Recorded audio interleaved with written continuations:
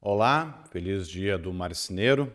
Vamos tocar num assunto aqui de história do mercado, de como a marcenaria quase faliu e que você aprenda lições ou talvez tire ensinamentos de como você não conduzir o seu negócio para você se moldar a esse mercado atual que está em crescimento.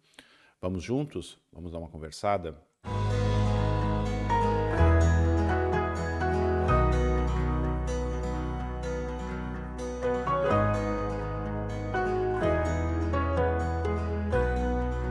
Pois bem, esse tema, ele é delicado e eu não vejo ninguém falando sobre ele, mas eu já estou no ramo moveleiro há uns bons anos aí e percebi, acompanhei toda uma história e tenho sempre acompanhado o máximo possível que eu posso. Então, eu gosto muito de gravar esses vídeos aqui, deixar isso registrado para ser uma opinião, tá? E talvez uma orientação ou pelo menos levantar o debate dentro da sua mente, tá? Assim, fabricar mobiliário é algo que é inerente à humanidade em si, né? Com isso surgiu a carpintaria e, posteriormente, a marcenaria, né? Foi evoluindo a humanidade, aquela coisa toda, e daí nós tivemos a grande revolução, que foi as matérias-primas renováveis, basicamente MDP, posteriormente MDF melamínico. E isso fez com que aquela marcenaria tradicional da lâmina natural, o famoso goiabão que descasca com o tempo, né, fosse suplantada por um material que, na verdade, não foi pensado para marcenaria, foi pensado para a indústria, tá? Mas nesta virada de matéria-prima, começou a haver uma grande diferença entre o que as fábricas nascentes estavam produzindo, com a matéria-prima feita para elas, e o marceneiro tentando se adaptar ou utilizar aquilo, e não porque ele achasse de melhor qualidade aquele material, mas sim porque o custo era muito mais interessante. E o custo sempre será o fator decisivo em qualquer coisa, tá? Não importa o que. Então, nesta virada de chave, foi o boom da industrialização, né? E perdeu-se o feeling do móvel sob medida, porque a indústria ela não faz nada mais, nada menos que olhar o que eu preciso produzir e simplificar a forma daquele produto, né? Então, detalhes, aquele carinho a mais que necessariamente um móvel sob medida acabava tendo, não se aplica na indústria, são processos inúteis que não se pagam. Por quê? O produto em si precisa ter percepção de quem está comprando. Se não há percepção, não há valor e você não consegue vender, né? Nessa ideia, se a matéria-prima estava alterando drasticamente a forma como se trabalhava com o material, também a questão de como vender esse produto, como o software deve se comportar para a gente produzir. Afinal, estou falando em indústria, estou falando em automação, por mais que o maquinário seja simplificado. E aí vem o que talvez a grande maioria não perceba. Quando surgiu o software, por exemplo, o Promob, ele surgiu para quê? Não para produzir. Não, o Promob não surgiu para produzir. Ele surgiu para vender, meus amigos. Para vender. Porque a indústria já pensou o móvel que ela quer fazer. É pulmão, móvel pronto e tal. Independente de ser editável. Gente, isso não é sob medida. Editável não é sob medida. Só que, então, a tela 3D nada mais é do que uma fruteira para tu puxar produtos pré-prontos e revender, né? É um expositor eletrônico, nada mais. Não é uma fabricação, tá? É óbvio, por ganhar mercado e tudo mais, foi gradativamente tendo pequenos enjambres ali para, eventualmente, muitos anos depois, tornar-se produtivo, tá? Mas, pelo fato de que ele nasceu, eu estou falando lá no 4i, e mesmo depois, quando ele migrou para o 5i, basicamente mudou a 5i, não. só o 5 atual, mudou a linguagem só, mas mesmo quando ele fez a migração, ele não estava focando em fabricação. Tinha ali um cernezinho lá embaixo, mas não fabricava.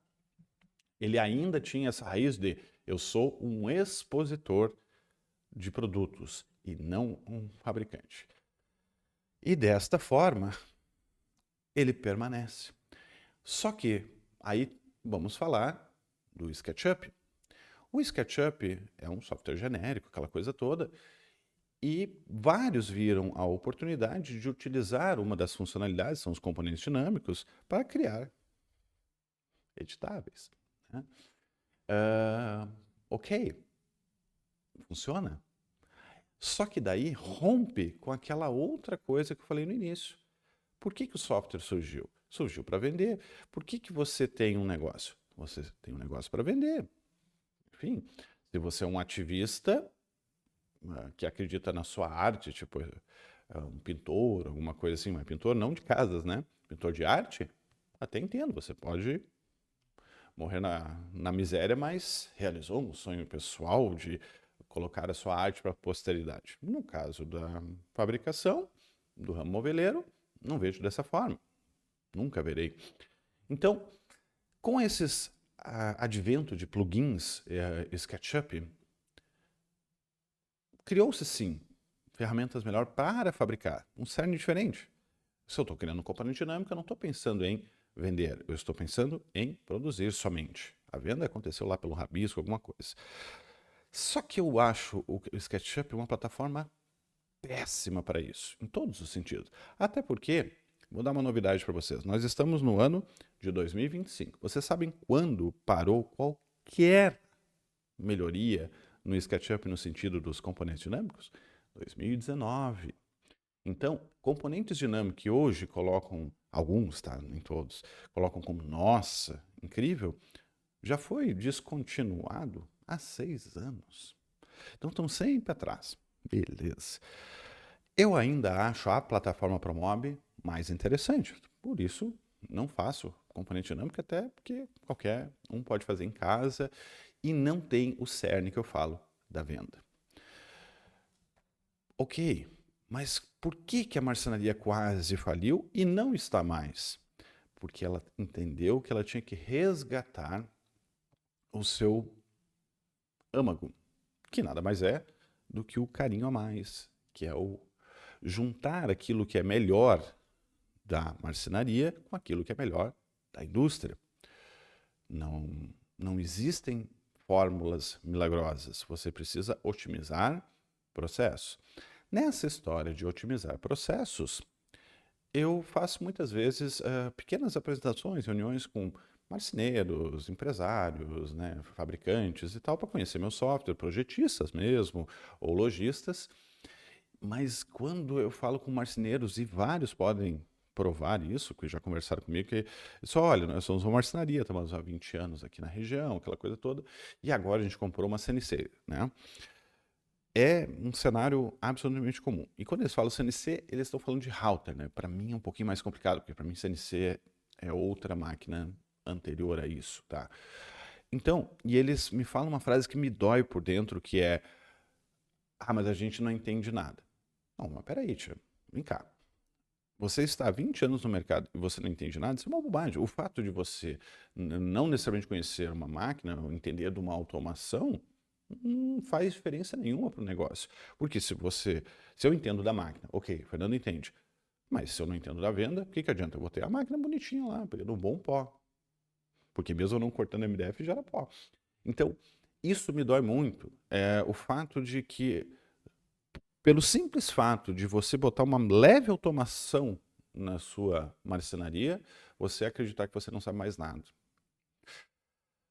Você sabe tudo, desde que você tenha também a humildade de pegar as melhores práticas, mas manter a sua identidade. E nessa história, eu vejo 2 coisas que me incomodam, tá? E quero perguntar para você se não é o que acontece aí. Primeira coisa, você pode ter um bom faturamento, chegar na empresa Promob e dizer: ah, eu quero resolver porque eu não sei nada, eu sou marceneiro, não sei nada. E eles, como bons vendedores, lhe oferecerão o planejado, modulado, mais top possível. Aí eu pergunto, isto é marcenaria? Isto é o móvel que você fazia? Isso é o seu mercado? Se for, ótimo, compre, adquira. Seja uma empresa modulada, transforme-se. Mas a grande questão vem o segundo. Beleza, não vou na Promob, vou num plugin SketchUp.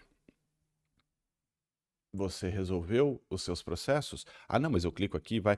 Gente, a venda, o giro, só fabricar, então vai para o TopSolid. Você quer a melhor solução de fabricar? Vai para o TopSolid. Não é essa a questão. Aí, nessa salada de frutas, o que acontece? Você vai na internet. E na internet existe de tudo. Então, você vai baixar o Promob de um, Promob de outro, uma biblioteca SketchUp de um plugin dinâmico de outro e tal, e vira aquele abacaxi cheio de pontinhas no seu computador lá. Você tem 3, 4 marcas diferentes de Promob, 3, 4 plugins de SketchUp dinâmico, e você esqueceu do foco, que é a venda, o seu produto, a sua identidade. A indústria, ela tem uma coisa, que é foco. Foco em produtividade. Essa produtividade, se eu estou vendendo com detalhes, acabamentos e estou valorizando isso, mas mesmo esses detalhes têm produtividade. Você não irá entrar em um PCP, uma engenharia de fábrica, seja qual seja o tamanho dessa fábrica. E você vai ver um monte de desktop de 500 mil Promobs diferentes, 500 mil plugins de SketchUp. Você não irá ver isso. Então, o que pode falir você é o foco. Foque-se, mire, não importa se seja uma solução de engenharia da Smart ou de outro, mas mire nela e esqueça o resto. Detalhes são detalhes, lapidações são lapidações. Agora, você ficar num turbilhão de informações e você nunca define como vai ser a sua produção, você nunca terá produtividade. E independentemente de qualquer coisa que aconteça na sua realidade, no final do ano é você que tem que pagar todas as contas, todas as despesas, sustentar impostos. E para isso acontecer, você precisa ter faturamento, não satisfação dos serviços que você entregou durante o ano. Uma entrega que te represente um lucrinho de 2%, por mais lindo que seja o móvel, de nada adianta. Então, independente de qual caminho você siga, uma verdade é absoluta. Foco, determine, defina, é este aqui. Shift Del, que é um comandinho de teclado ali, não vai nem para lixeira, limpa, porque bagunça não leva ninguém a lugar nenhum. Muito obrigado, boas vendas. Seja um parceiro da Smart Cabinets. Oferecemos nossa solução Studio 3D Express, que engloba biblioteca, relatórios, RPs e comunicação industrial. Mesmo que você já tenha alguma biblioteca própria, você pode facilmente implantar a nossa. Muito obrigado e até a próxima!